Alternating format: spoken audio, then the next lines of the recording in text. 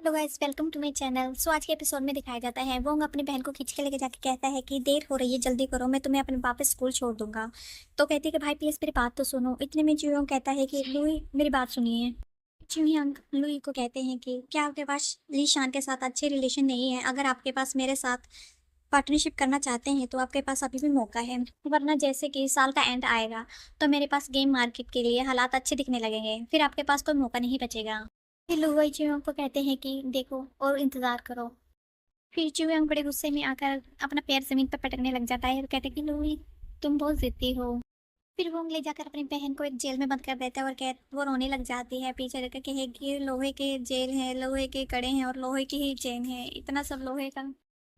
वो फिर अपनी बहन को कहते हैं कि ये बेकार है, जल्दी करो, अंदर चले जाओ। तो कहते क्या मैं तुम्हारी डेट में दखल नहीं देने वाली, क्या तुम्हें देखने का मुझे इजाज़त नहीं है क्या? इतने में वहीं पर लू आई आ जाते हैं और वो उनका हाथ पकड़ के कहता है कि हम उसे वापस ले आए हैं, चलो चलते हैं। तो इतने में बहन उसके हंसने लग जाती है। तो वो कहता है कि आप उसकी बकवास मत सुनो, अभी उसका दिमाग बच्चों जैसा है, वो बड़ी नहीं हुई है। फिर वो चलते चलते लू को कहता है कि हम बस बहुत करीब है ना? तो लू कहते कि हाँ, सही कहा। इतने में वो देखता है कि सामने से दो लड़के आ रहे होते हैं और वो कहता है कि ये बिल्कुल हमारी तरह है, अच्छे दोस्त। और वो जैसे किस करने लगते हैं और कहता है कि क्या ये मेरे साथ मजाक हो रहा है? फिर वो उनको भी अपने किसिंग सीन याद आ जाता है और कहता है कि मैं भूला नहीं हूँ, आपको बार बार याद दिलाने की कोई ज़रूरत नहीं है। तो लुई कहते हैं बिल्कुल उन्हीं की तरह, कह रहा है कि नहीं नहीं, मेरा मतलब वो नहीं था। फिर लुई उनको कहते हैं क्या आप इस तरह के प्यार के खिलाफ हैं, दो लड़कों के बीच जो हुआ? तो वो कहते हैं कि नहीं, मैं इसके खिलाफ नहीं हूँ, आखिरकार लोगों को अपना जीवन साथी चुनने का फ्रीडम होनी चाहिए। फिर लोग कहते हैं कि हाँ ठीक है, मैं समझ गया। तो वो कहते हैं क्या, क्या मिल गया? अगले दिन लुई जब ऑफिस में होते हैं तो वो कुछ पढ़ रहे होते हैं कि टर्म और कंडीशन के हिसाब से गुहान की कंपनी का प्रोजेक्ट हमारे स्टूडियो में जितने भी प्रोजेक्ट हैं उनके शैली उनके हमारे प्रोजेक्ट के साथ बहुत ही मेल खाती है।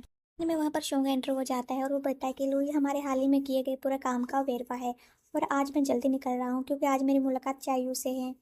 तो लुई कहते हैं कि हाल ही में काम करने के जल्दी में निकलने को लेकर आपको बहुत ही खुलेआम व्यवहार कर रहे हो। तो शोंग कहता है कि आप ऐसा कैसे कह सकते हैं, मुझे आपके ऑफिस में हर बार एंटर करते समय बहुत ही सावधान रहना पड़ता है, मुझे डर है कि कहीं मैं कुछ ऐसा ना देख लूँ जो मुझे नहीं देखना चाहिए। वहाँ पर गुआन होता है और कहता है कि हालांकि मैं यहाँ पर काम के सिलसिले में आया था, लेकिन तुम और मैं पुराने दोस्त हैं, इसलिए हम सबके लिए हल्का दोपहर का भोजन लेकर आया हूँ। तो वो कहता है कि मैं तुम्हें लुई से मिलवाने लेकर चलूंगा और इतने में गेट खोलते हैं और ऑफिस में सब एंटर हो जाते हैं। फिर शोंगलुई के कान में कहता है कि अरे गुहान के जो असिस्टेंट है उसने मुझसे कहा था कि गुहान आज दोपहर में पार्टनरशिप पर बात करने के लिए आएगा और मैं बिल्कुल ये बात भूल गया था।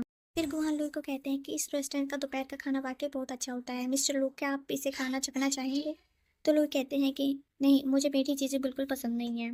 इतना ही शोंग की तरफ इशारा करके कहती है कि क्योंकि आप लोग एक दूसरे को बहुत अच्छे से जानते हैं, इसलिए कम्युनिकेशन वर्क मैटर में वोंग से कांटेक्ट कर सकते हैं। संयोगवश आज रात मेरी एक अपॉइंटमेंट भी है। तो वो कहता है क्या? वोन वोंग से कहता है कि अगर ऐसा पॉसिबल हो जाए तो ये बहुत ही अच्छा होगा। आखिरकार लोग ये जोर से टेबल पर हाथ मार के कहते हैं कि ऐसी कोई ज़रूरत नहीं है, अगर आपको पार्टनरशिप के बारे में कोई भी मामले पर बात करनी है तो आप मुझसे करें। ओके। वीडियो आपको अच्छी लगी तो लाइक एंड कमेंट कर दीजिए, नेक्स्ट पार्ट के लिंक को फॉलो कर लीजिए। टाटा।